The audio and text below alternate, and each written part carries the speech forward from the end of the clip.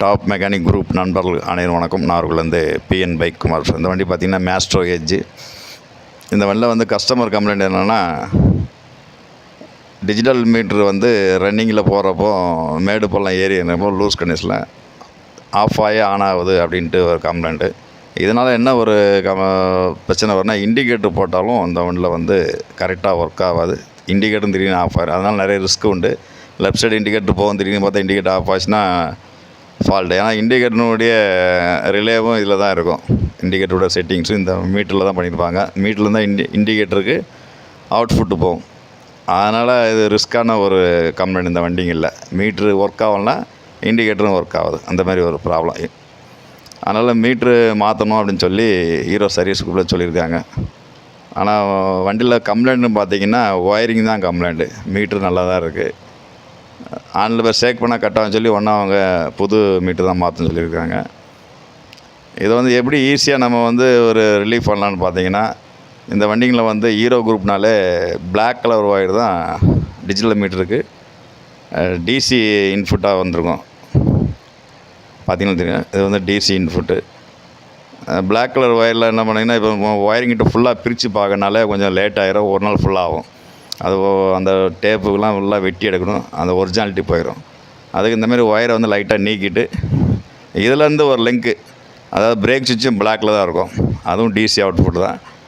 இதுக்கும் பிரேக் சுவிட்சுக்கு லைனுக்கு லிங்க் பண்ணிட்டீங்களே, உங்களுக்கு வந்து இந்த லூஸ் கனெக்ஷன் ஃபால்ட்டே இருக்காது. ஒயரிங் கிட்டுக்குள்ளே இங்கே லூஸ் ஆகிருக்கு. மேடு பள்ளம் போகிறப்போ உங்களுக்கு அந்த மீட்ரு ஆன் ஆகி திரும்ப ஆஃப் ஆகிறப்போ நிறைய ப்ராப்ளங்கள் வரும். நீங்கள் அது பார்த்தீங்கன்னா தெரியும், இந்த கிளிப்பை உருவிட்டு பிரேக் சுவிட்சுக்கு இன்புட்டு டிசி தான் வரும். பார்த்தீங்கன்னா அதுவும் பிளாக் கலர் தான் இருக்கும். அதில் வந்து இது மாதிரி இது பண்ணிட்டிங்கன்னா, நம்ம என்ன தான் ஷேக் பண்ணாலும் இந்த லைன் வந்து லூஸே ஆகாது. அதை நம்ம வந்து ஒரு சின்ன ஏசிடிசி டெஸ்டரில் ஈஸியாக தெரிஞ்சுக்கலாம். லைன் வந்து கிளியராக அவுட்புட் ஆகுது. லோ வந்தால் அந்த லைட் வந்து ரொம்ப லோவாக எரியும். வோல்டேஜ் எவ்வளோ லோவாக இருந்தாலும் லைட்டு லோவாக எரியும். இப்போ நல்லா லைட்டு கிளியராக ஆகிறதுனால நல்லா பிரைட்டாக இருக்குது லைட்டு. இதை வச்சு ஈஸியாக கண்டுபிடிச்சிடலாம். ஃபஸ்ட்டு பார்த்திங்கன்னா ஷேக் பண்ணிங்கன்னா அந்த லைட்டே கட் ஆகிற மாதிரி இருந்தது. அதை வீடியோ பதிவு பண்ணலை.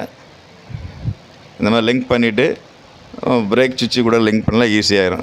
எளிமையான ஒரு வழிமுறை. ஒரு 10 நிமிஷம் இந்த ஃபால்ட்டை வந்து பார்க்கலாம். இதுக்குன்னு ஒரு நாள் ஃபுல்லாக அந்த ஒயரிங்கிட்ட பிளைடு போட்டு கிழித்து அதை ஒரு பெரிய ரிஸ்க் எடுத்து பண்ணால் அதுக்கேற்ற லேபரும் யாரும் கொடுக்க மாட்டாங்க. ஒரு 10 நிமிஷத்தில் இந்த ஃபால்ட்டை வந்து நம்ம கிளியர் பண்ணிடலாம். இதனால் இண்டிகேட்டர் உங்களுக்கு கிளியராக ஒர்க் ஆகும். வண்டிலையும் வேறு எந்த ஃபால்ட்டுமே இருக்காது. ஹெட்லேயே டூம் கைட்னாலே இந்த ஃபால்ட்டை கிளியர் பண்ணிடலாம். திரும்பி நம்ம டெஸ்ட்டில் பார்க்குறோம், ஃபுல் வோல்டேஜ் இருக்குது. வீக்கேஜ் இல்லாத ஒரு வோல்டேஜ்.